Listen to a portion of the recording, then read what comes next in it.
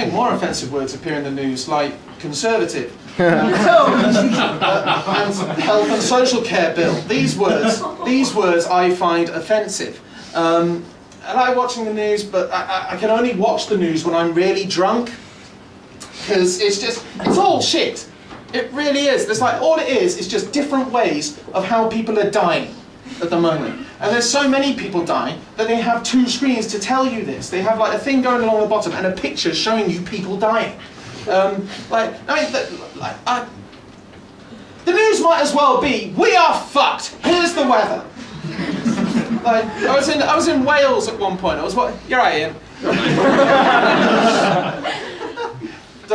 Right. Good evening, everybody. I was in Wales. I go surfing every summer in Wales, and the campsite I go to, there's a cafe called Eddie's Cafe, and there was a group of Welsh surfer dudes. They were watching the news, waiting for the weather, so they knew, you know, how windy it was going to be, whether they could go windsurfing, normal surfing, whatever else. And one of them just suddenly goes like, "Oh, I wish they'd hurry up and get to the weather. This is ruddy depressing." Imagine that. The news is so shit that Welsh people with Welsh weather want to get to the weather report. I feel sorry for the Welsh, because we at least can just go like, we are fucked, and it's a bit dreary. They have to go, we are fucked, and it's raining. I do feel sorry for the Welsh. And like I said, they have it on 2 screens. The problem is, when I'm drunk, I start substituting things in from my head, like if I've been watching YouTube. So with the 2 screens, it's just like, I don't know which one to watch, because a voice pops in my head going, look at the screen, now back to me, now look at the screen, now back to me. I'm not the screen, I'm the football score you didn't want to know. This person is dying, now back to me. You invaded a 3rd country, I'm on a horse.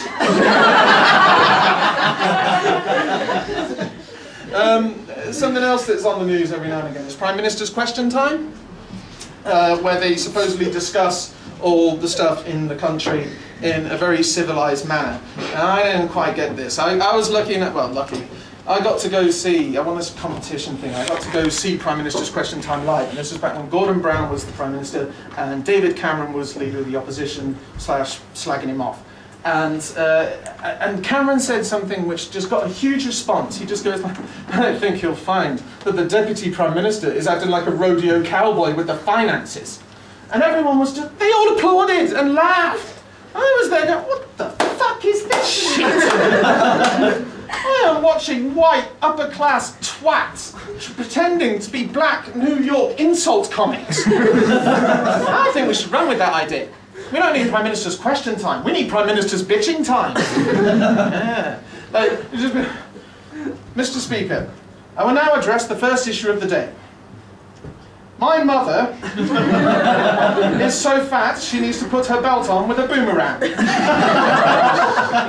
Your thoughts, Leader of the Opposition? Well, I know your mother and she has less policies than you do. Oh yeah? Well, your mama was sucking on my policies all night long.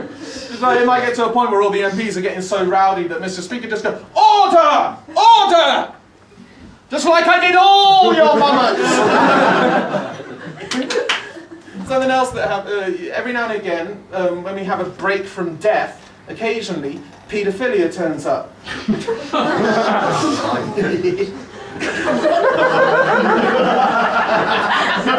Paedophilia turns up. Like a couple of years back, there was a headline which said, like, there was a British paedophile from, he'd gone on holiday, fucked a child, and they were saying, like, send the pedo back.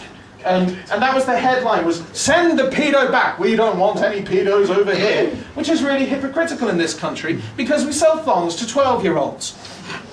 And I just thought, like, maybe if we stopped dressing them up like fucking prostitutes, people wouldn't think they were going to be fucked. Does that not make sense to anyone? Like, every time we scandalise or demonise a paedophile, it's because they have a mental illness. They've done tests, they've shown this. And what they do is we shout at them because they saw a kid dressed in Playboy gear. Did you know a Playboy pencil case? That is the exact size to hold a dildo. That holds your average rampant rabbit in the Playboy pencil case. So please, if you have children, do not buy them Playboy stuff, or I will come round and fuck them.